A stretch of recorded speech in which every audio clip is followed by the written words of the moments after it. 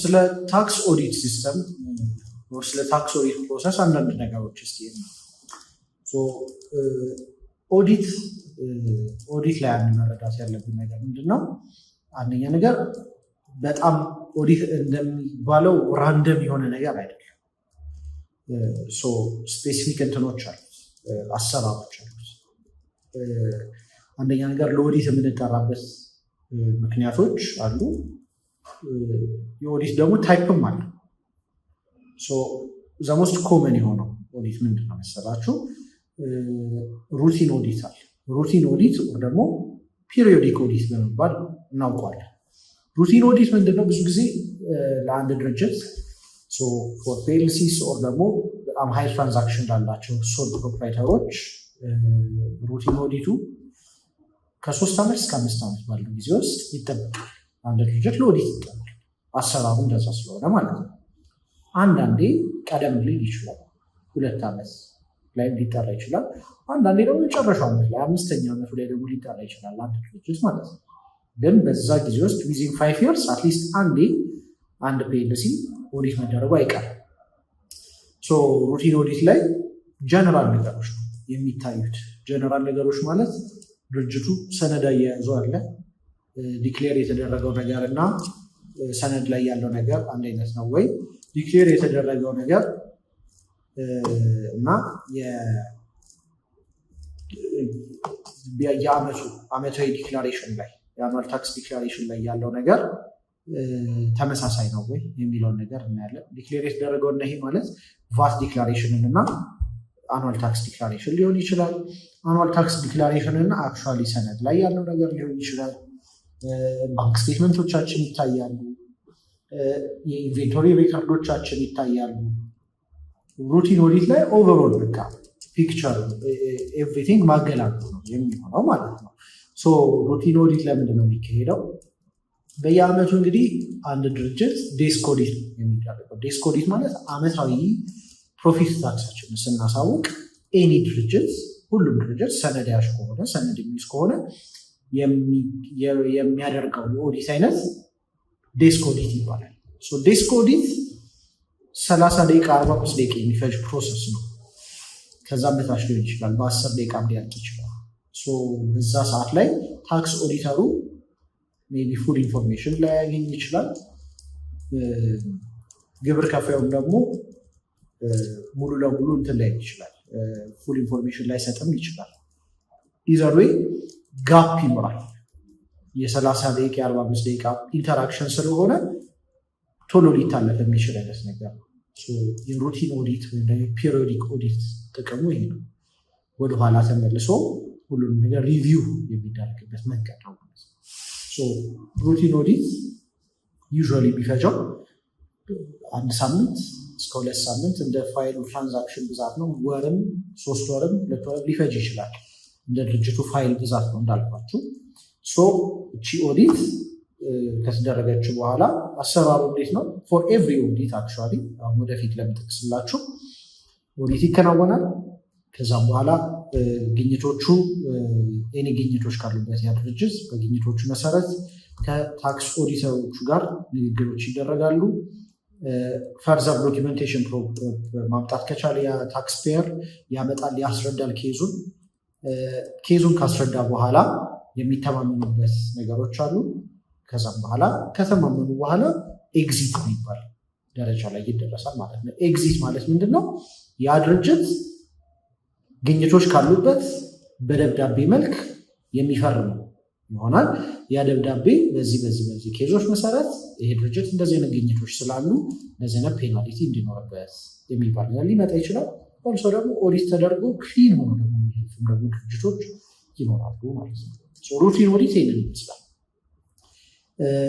ከዛ በተጨማሪ ምን አለ ደግሞ ሁለተኛ እና ሶስተኛው የኦዲት አይነቶች ብናቀናጃቸው ቤዚክሊ አንድ አይነት ነገር ስለሆነ ማለት ነው። ሪስክ ቤዝድ ኦዲት አለ እና ኢንቨስቲጌቲቭ ኦዲት አለ። አንድ አይነት ነገሮች ናቸው። ምንድን ናቸው እኒ? ዴስክ ኦዲት ስንደረግ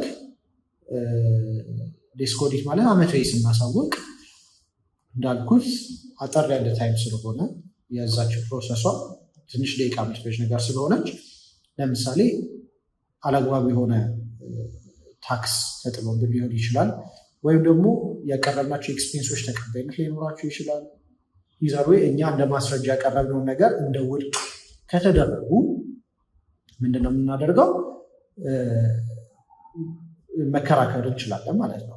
መብታችን ላይ ይሄ ፕሩቭ ለማድረግ በምንሄድበት ሰዓት ላይ ሞር ኢንቨስቲጌቲቭ የሆኑ ነገሮች ሊከናወኑ ይችላሉ።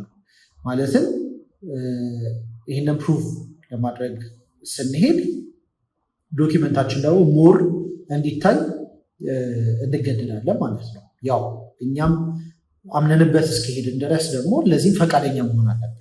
ኢንቨስቲጌቲቭ እና ሪስክ ቤዝድ ኦዲቶች የሚደረጉት ቤዚክሊ ለእንደዚህ አይነት ኬዞች ነው። ከዛ ባለፈ ኢንቨስቲጌቲቭ ኦዲት አንዳንዴ በምንድነው ትሪገር የሚደረገው? ለምሳሌ ሀሰተኛ ደረሰኞች የሚይዙ ነጋዴዎች ሀሰተኛ ደረሰኛቸው ሲያዝባቸው ሞር ስለ ዶኪመንታቸው ለማጣራት ኢንቨስቲጌቲቭ ኦዲት ይካሄድባቸዋል ማለት ነው። ኦር ደግሞ አሁን እንኳን ያው ስለቀረ ነው እንጂ በአዲሱ ፕሮክላሜሽን መሰረት ያው ቁርጥ ግብር ቀርቷል።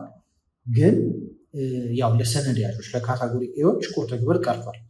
በፊት ቫት ተመዝጋቢ ሆነው ሰነድ በማጣት ማለትም ዶኪመንቴሽን ሳያቀርቡ ቁርጥ ግብር እንስተናገድ የሚሉ ካምፓኒዎች ነበሩ አብዛኞቹ። እነዚህ ድርጅቶች በተደጋጋሚ በቁርጥ ግብር እንስተናገድ የሚሉ ከሆነ ኢንቨስቲጌቲቭ ኦዲት ሊካሄድባቸው ይችላል። ቢኮዝ የሆነ ነገር ሀይድ እያደረጉ እንደሆነ ሊሰማቸው ይችላል ታክስ ኦዲተሮች። በደንብ ይታይ ታክሳቸውን አንደር ፔይ እያደረጉ ሊሆን ይችላል በሚለው ኢንቨስቲጌቲቭ ኦዲት ላይ ሊገባ ይችላል ማለት ነው።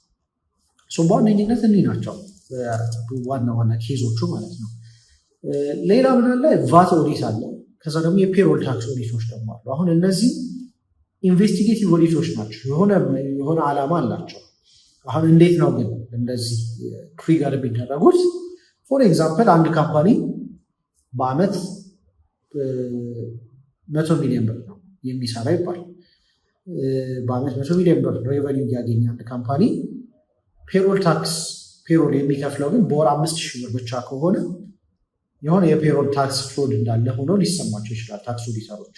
ያው ሴንስ እንደሚሰጣል ቢኮዝ ያው በዛ ሁሉ ትራንዛክሽን እንደ አንድ ያለምንም ቅጥረኛ ሲሰራ ትንሽ ሪያሊስቲክ ስላልሆነ ማለት ነው። ፔሮል ታክስ ኦዲት በእንደዚህ አይነት ነገር ፊገር ተደርጎ ኢንቨስቲጌት ሊደረግ ይችላል። ታክስ ከፍላለሁ የሚለው ነገር በዛም ሌሎች ነገሮችን ሊታዩ ይችላሉ። ቫት ኦዲት ደግሞ እንዴት ነው? አሁን አንዳንድ ቢዝነሶች አሉ በአመቱን ሙሉ ቫት የማይከፍሉ አመቱን ሙሉ በቫት ክሬዲት በቫት ተመላሽ በክሬዲት እያንከባለሉ የሚሄዱ የቢዝነስ አይነቶች አሉ።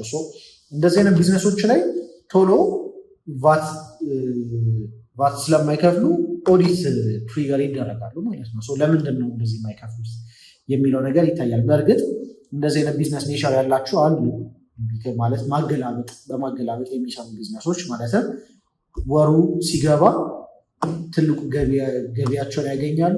ከዛም በኋላ ቶሎ እቃ ሽያጭ ላይ ሆነዋል። ለምሳሌ ወሩ ሳያልቅ ሞር ሪስቶክ ለማድረግ ሞር የበለጠ እቃ የሚገዙ አሉ ማለት ነው። ፕሮፊት ታክስ አይከፍሉ ማለት አይደለም ቢዝነሶች። ቫት ግን እንዳጋጣሚ በታይሚንግ ኢሹ ሆኖ ቫት ክሬዲት ላይ ሆነው ቫት ላይ ከፍሉ ይችላል።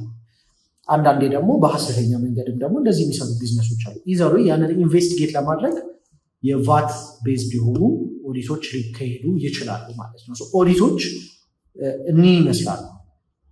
አሁን ኦዲት ላይ ትንሽ ትሪገር የሚያደርጉት ነገሮች ምንድን ናቸው? ሰመራይዝ ስናደርጋቸው አንደኛ ነገር አሁን ያልኩት ፎር ኤግዛምፕል የቫት ኢሹዎች ላይ የማይከፈል ከሆነ ሬቨኒው አከፋፈል ላይ ችግር ካለ ማለትም የሚቆረጠው ደረሰኝ ላይ ፕሮብለም ካለ የሪፖርት የሚደረገው ሬቨኒው እና ባንክ ስቴትመንታቸው ላይ ችግር ካለ በተደጋጋሚ ያ ድርጅት የሚቀጣ ከሆነ ፎር ኤግዛምፕል በየወሩ ታክሱን የማይከፍል ከሆነ ዲክሌር የማያደርግ ከሆነ ለታክስ ኦዲት ትሪገር ይደረጋል። ያለ ጊዜው ቶሎ ሊጠራ ይችላል።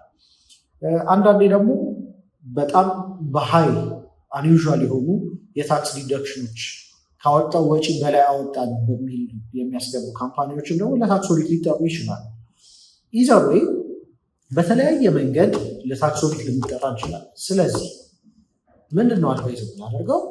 ሁሌም የዶኪመንቴሽናችን ላይ በደንብ መሰራት አለበት። ኤቭሪ ሰነዶች ሁሌ መቀመጥ አለባቸው በአግባቡ። ቅድም ያልናቸው ነገሮች ሰፖርቲንግ ዶኪመንቶች፣ ማኑዋል ዶኪመንቶች፣